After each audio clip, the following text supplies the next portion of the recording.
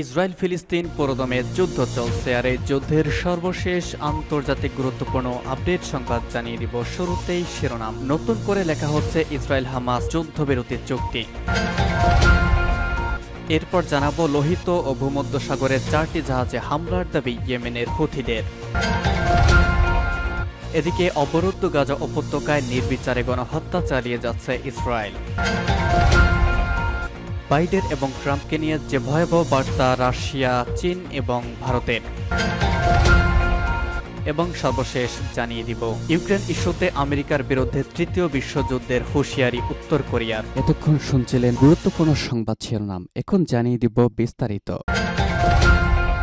নতুন করে লেখা হচ্ছে ইসরায়েল হামাস যুদ্ধবিরতি চুক্তি। গাজায় যুদ্ধবিরতি নিয়ে ইসরায়েল এবং ফিলিস্তিনি প্রতিরোধ আন্দোলন হামাসের মধ্যে সমঝোতার লক্ষ্যে আগের প্রস্তাবটি নতুন করে লেখা হচ্ছে। ওয়াশিংটন ভিত্তিক এক্সিওস বার্তায় তথ্য জানিয়েছে। খবরে বলা হয়েছে যুক্তরাষ্ট্র, কাতার এবং মিশরের আলোচনার সাথে জড়িত 3টি সূত্র পণবন্দী অস্ত্রবিরতি চুক্তির 8 নম্বর অনুচ্ছেদটি সংশোধন করা হচ্ছে বলে খবর দিয়েছে। এই অনুচ্ছেদটি চুক্তির প্রথম ধাপে 6 সপ্তাহের আলোচনা সম্পর্কে বলা হচ্ছে। একটি সূত্র জানায় ইসরায়েল ও হামাসের মধ্যে যাতে চুক্তি হয় তার একটি ফর্মুলা প্রণয়নে যুক্তরাষ্ট্র কঠোর পরিশ্রম করে যাচ্ছে। এতে বলা হয় হামাস এই পরিবর্তন অনুমোদন করলে চুক্তি হতে পারে। চুক্তি হলে 6 সপ্তাহের জন্য অস্ত্রবিরতি বলবৎ হবে। এ সময় হামাস তাদের হাতে আটক ইসরায়েলি নারী, বয়স্ক ব্যক্তি ও অসুস্থ পণবন্দীদের মুক্তি দেবে। একই সময় দ্বিতীয় ধাপের অস্ত্রবিরতির জন্য আলোচনা শুরু হবে। দ্বিতীয় ধাপে হামাস তাদের হাতে থাকা অবশিষ্ট পণবন্দীদের মুক্তি দিবে। তবে হামাস যদি চুক্তির প্রতি তার প্রতিশ্রুতি লঙ্ঘন করে তবে ইসরায়েল আবারও যুদ্ধ শুরু করতে পারবে। হামাস বারবার বলে আসছে যে তারা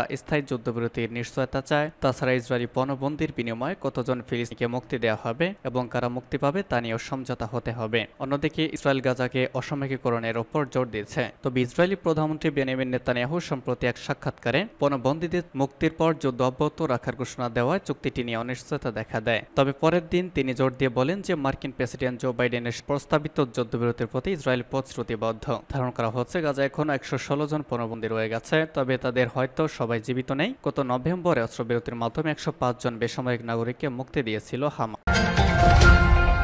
লোহিত সাগরে ইসরায়েলের সংশ্লিষ্ট জাহাজে হুতিদের ক্ষেপণাস্ত্র হামলা। লোহিত সাগরে ইসরায়েলের সাথে সংশ্লিষ্ট একটি জাহাজের নতুন ধাঁচের ক্ষেপণাস্ত্র ব্যবহার করে হামলার দাবি জানিয়েছে ইয়েমেনের বিদ্রোহী হুথি গোষ্ঠী। দেশটির এই বিদ্রোহী গোষ্ঠীর মুখপাত্র ব্রিগেডিয়ার জেনারেল ইয়াহিয়া সারি দাবি জানিয়েছেন। তিনি বলেছেন, গতকাল লোহিত সাগরে লাইবেরিয়ার পতাকাবাহী একটি কন্টেইনার জাহাজে ইয়েমেনি সৈন্যরা হামলা চালিয়েছে। এই হামলায় নতুন ধরনের একটি ক্ষেপণাস্ত্র ব্যবহার করা হয়েছে। তিনি বলেন, দীর্ঘ দূরত্ব থেকে নিখুঁতভাবে লক্ষ্যবস্তুতে আঘাত হানতে সক্ষম নতুন এই ক্ষেপণাস্ত্র ফিলিস্তিনের প্রতিরোধ যোদ্ধাদের প্রতি সমর্থন ও ইয়েমেনি জনগণকে ব্রিটিশ মার্কিন আগ্রাসন থেকে রক্ষায় সামরিক বাহিনী সক্ষমতা বৃদ্ধি অব্যাহত রাখা হবে বলেও ঘোষণা দিয়েছেন তিনি। জেনারেল ইয়াহিয়া সারি বলেছেন, ইয়েমেনের বিরুদ্ধে মার্কিন ব্রিটিশ আগ্রাসন ও ফিলিস্তিনের অবরুদ্ধ গাজা উপত্যকায় ইসরায়েলের গণহত্যার জবাবে ইয়েমেনি সৈন্যরা ওই হামলা চালিয়েছে। ফিলিস্তিনের গাজা উপত্যকায় দখলদার ইসরায়েলের হামলার প্রতিবাদে লোহিত সাগরে ইসরায়েল, যুক্তরাষ্ট্র এবং যুক্তরাজ্যের মালিকানাধীন জাহাজে গত নভেম্বর থেকে হামলা চালাচ্ছে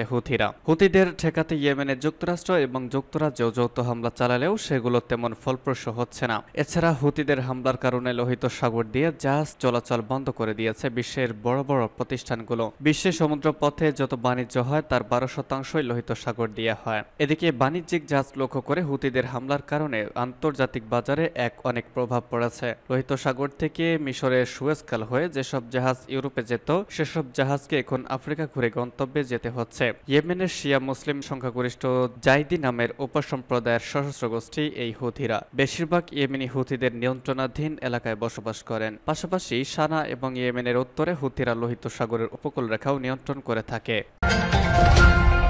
নতুন করে ভয়াবহ বিমান ও স্থল আগ্রাসন শুরু করেছে। হামাস এই হামলাকে পূর্ণমাত্রা যুদ্ধাপরাধ হিসেবে বর্ণনা করেছে। গাজার সিভিল ডিফেন্স জানিয়েছে, গতকাল এবং আজ গাজা শহরের পূর্বে অবস্থিত সুজাইয়া আবাসিক এলাকায় ইসরায়েলি বিমান হামলায় অন্তত 61 জন ফিলিস্তিনি নিহত এবং আরও শতাধিক মানুষ আহত হয়েছেন। ভয়াবহ ওই হামলা চালাতে থাকায় হতাহতের সংখ্যা লাফিয়ে লাফিয়ে বাড়ছে। গাজা ইসরায়েলি বাহিনীর অব্যাহত হামলায় পর্যন্ত নিহতের সংখ্যা বেড়ে 37,775 জনে ঠেকেছে। আহত বেড়ে দাঁড়িয়েছে 86,400 1929। এদিকে এর আগে কয়েকবার সোজা এলাকার খালি করে সামরিক অভিযান চালানোর পর গতকাল ফের ওই এলাকার অধিবাসীদের অন্যত্র সরে যাওয়ার নির্দেশ দিয়েছে ইসরায়েল। এর ফলে গতকাল দিনভর হাজার হাজার অসহায় ফিলিস্তিনিদের সহায় সম্বল ত্যাগ করে অজানা গন্তব্যে পাড়ি জমিয়েছেন। ফিলিস্তিনি রেড ক্রিসেন্ট সোসাইটি জানিয়েছে, গাজায় এমন কোনো নিরাপদ আশ্রয় নেই যেখানে গিয়ে এই মানুষগুলো মাথা গোঁজা ঠাঁই করে নিতে পারেন। আল জাজিরার এক সংবাদদাতা জানিয়েছেন, শত শত মানুষ যখন জাতিসংঘ পরিচালিত একটি স্কুলে আশ্রয় নেন তখন সেখানে হামলা চালায় ইসরায়েলি সেনারা। এছাড়া একটি আবাসিক ভবনে হামলা চালানোর পর সেখান থেকে পলায়নরত বেসামরিক নাগরিকদেরও ওপর আবার বিমান হামলা চালায় বড় বড় সেনারা। এদিকে সোজা এলাকার পরিস্থিতিকে ভয়াবহ বলে বর্ণনা করেছেন গাজার সিভিল ডিফেন্স কর্মী নূহ আশ-শারনবী। তিনি বলেছেন, গত 8 মাসে আকাশ ও স্থলপথে এত ভয়াবহ হামলা তিনি আর দেখেননি। গাজা সাংবাদিক আলী আবু সানাব সোজাইয়ার পরিস্থিতিকে ভয়ঙ্কর ও ভীতিকর বলে বর্ণনা করেছেন। তিনি বলেছেন, মানুষের যাওয়ার যেমন কোনো জায়গা নেই, তেমনি হামলা থেকে বাঁচতে মানুষ এক কাপড়ে তাদের আশ্রয়স্থল থেকে বেরিয়ে পড়েছেন, সঙ্গে কিছুই নিয়ে যেতে পারেননি। বাইডেন ট্রাম্পকে নিয়ে কি ভাবছে রাশিয়া, চীন এবং ভারত? যুক্তরাষ্ট্রের প্রেসিডেন্ট নির্বাচন নিয়ে শুধু দেশটির নাগরিকদেরই নয়, বরং পুরো বিশ্বেরই তুমুল আগ্রহ থাকে, কারণ যুক্তরাষ্ট্রের পররাষ্ট্রনীতি এবং হোয়াইট হাউস থেকে নেওয়া সিদ্ধান্ত নানাভাবে বিশ্বের নানা প্রান্তে প্রভাব ফেলে। তাই পুরো বিশ্বই গভীর মনোযোগে যুক্তরাষ্ট্রের প্রেসিডেন্ট নির্বাচনের দিকে নজর রাখে। এবছর নভেম্বরে নিজেদের পরবর্তী প্রেসিডেন্ট বেছে নেবেন মার্কিন ভোটার। যুক্তরাষ্ট্রে নির্বাচিত প্রচার এখন তুঙ্গে। গতবারের 2 প্রধান প্রতিদ্বন্দ্বী প্রার্থী ডেমোক্রেটিক দলের জো বাইডেন এবং রিপাবলিকান দলের ডোনাল্ড ট্রাম্প এবারও 2 প্রধান প্রতিদ্বন্দ্বী। বিবিসির 8টি দেশের 8 জন সংবাদদাতা নিজ দেশে মার্কিন প্রেসিডেন্ট নির্বাচনে আগ্রহ ও উত্তেজনার খবর পাঠিয়েছেন। রাশিয়া নির্বাচন ঘিরে অস্থিরতার উপর গভীর মনোযোগ রাখবে। পুতিন অবশ্য সবসময় অন্যদের হতবাক করার সুযোগ খুঁজছেন, যেমন মার্কিন নির্বাচন নিয়ে তিনি বলেছেন, বাইডেন বা ট্রাম্প কাউকেই মস্কোর জন্য নিশ্চিতভাবে সুবিধার বলা যাবে না। উভয় প্রার্থী বেজিং এর ওপর কঠোর হওয়ার এবং বিশ্ব বাণিজ্যে চীনের বাড়তে থাকা প্রভাবের বিরুদ্ধে লড়াই করতে প্রায় একই নীতি চলেন, কিন্তু চীনের আঞ্চলিক প্রভাবের বিরুদ্ধে 2 প্রার্থীর মনোভাব সম্পূর্ণ ভিন্ন, বলেছেন চীনের প্রেসিডেন্ট শি জিনপিং। বাইডেন সেখানে সম্পর্ক আরও শক্তিশালী করেছে আঞ্চলিক মিত্রদের সঙ্গে মিলে তিনি বেইজিং এর বাড়তে থাকা প্রভাবের বিরুদ্ধে একটি স্পষ্ট বার্তা পাঠাতে চান, কিন্তু ট্রাম্প প্রেসিডেন্ট থাকাকালে আঞ্চলিক মিত্রদের সঙ্গে সম্পর্ক দৃঢ় করার পরিবর্তে বিএস ডিলের দিকে মনোনিবেশ বেশি দিয়েছেন। এদিকে চীনের বিরুদ্ধে ভূ রাজনীতিতে যুক্তরাষ্ট্রের বড় মিত্র ভারত, একই সঙ্গে ভারত বিশ্বের 5ম বৃহৎ অর্থনৈতিক দেশ এবং 2030 সালের মধ্যে 3য় বৃহৎ অর্থনৈতিক দেশে পরিণত হওয়ার লক্ষ্যমাত্রা ঠিক করেছে। ইউক্রেন ইস্যুতে আমেরিকার ভূমিকার কারণে বিশ্বযুদ্ধ বেঁধে যেতে পারে, বলছে উত্তর কোরিয়া। উত্তর কোরিয়ার সামরিক কর্মকর্তা পাক জং-চন বলেছেন, ইউক্রেনকে মার্কিন সামরিক সহায়তা অব্যাহত থাকলে নতুন বিশ্বযুদ্ধ বেঁধে যেতে পারে। পার্স টুডে রিপোর্ট অনুযায়ী উত্তর কোরিয়ার সেনাবাহিনীর এই কর্মকর্তার মতে, রাশিয়ার পক্ষ থেকে ইউক্রেনে যে কোনো ধরনের প্রতিশোধমূলক হামলা চালানোর অধিকার রয়েছে। তিনি আরও বলেছেন, রাশিয়ার বিরুদ্ধে প্রক্সি যুদ্ধ চালিয়ে যাওয়ার জন্য ইউক্রেনের ওপর মার্কিন চাপে পরিণতি ভালো হবে না। এর ফলে রাশিয়া আরও শক্ত প্রতিক্রিয়া দেখতে পাবে এবং যা পরিস্থিতিকে বিশ্বযুদ্ধের দিকে নিয়ে যেতে পারে। গত 20 এপ্রিল মার্কিন প্রতিনিধি পরিষদ সর্বসম্মতিক্রমে ইউক্রেনকে $6080 কোটি সামরিক সহায়তা দেওয়ার প্রস্তাব অনুমোদন করেছে। এদিকে উত্তর কোরিয়ার উপপ্রতিরক্ষামন্ত্রী কিম কাং ইল বলেছেন, কোরীয় উপদ্বীপে বিমানবাহী রণতরী পাঠানোর পদক্ষেপের মাধ্যমে বিপজ্জনক শক্তি প্রদর্শনের পথ বেছে নিয়েছে আমেরিকা। এর মধ্য দিয়ে পিয়ংইয়ং এর সামনে প্রতিরোধের এক নয়া দ্বার মুক্ত হয়েছে।